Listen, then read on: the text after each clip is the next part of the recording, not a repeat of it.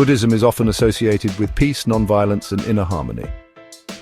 Founded over 2,500 years ago, it teaches compassion, mindfulness, and a detachment from hatred. But in recent decades, headlines have surfaced that challenge this peaceful image. Across Asia, certain Buddhist groups and leaders have been linked to ethnic violence, religious intolerance, and nationalism. One of the most shocking cases is in Myanmar, where ultra-nationalist Buddhist groups have supported or engaged in violence against the Rohingya, a Muslim minority.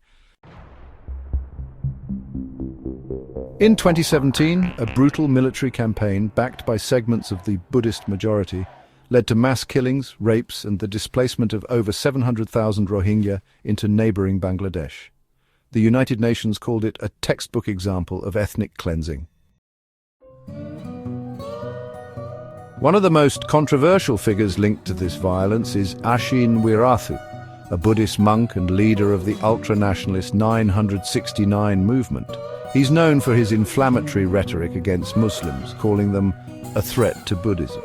In 2020, Facebook banned his account for hate speech and incitement to violence. In Sri Lanka, the Buddhist majority has long been at odds with minority groups, especially Tamils and Muslims. The Bodu Bala Sena, or Buddhist Power Force, is a hardline Sinhalese Buddhist group. Since 2012, BBS has been involved in violent riots targeting Muslim businesses and communities.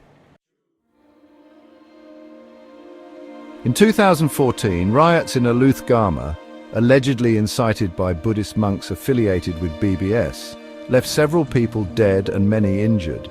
The group's leader, Galagoda Gnanasara, was convicted of contempt of court for threatening a human rights lawyer and later received a presidential pardon.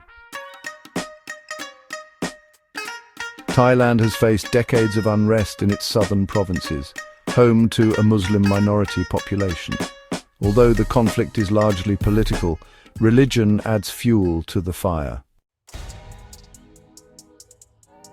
In response to insurgent attacks, some Buddhist monks have taken up arms and advocated for aggressive retaliation, contradicting the core Buddhist principles of non-violence. Monks have been targeted by insurgents, and in turn, some have supported harsh military crackdowns. A cycle of revenge continues in a region where peace remains elusive. These cases are not an indictment of Buddhism itself, but rather of how religious identity can be weaponized by nationalism and fear. In all major religions, history has shown us that sacred teachings can be twisted to justify exclusion, hatred, and violence. It's important to remember many Buddhist leaders and organizations have condemned the violence. Monks like Sulak Sivaraksa in Thailand and Bhikkhu Bodhi in the West continue to advocate for justice, compassion, and non-violence. Movements like Engaged Buddhism work to uphold the true spirit of the Dharma, protecting the vulnerable, resisting oppression, and fostering peace in the real world.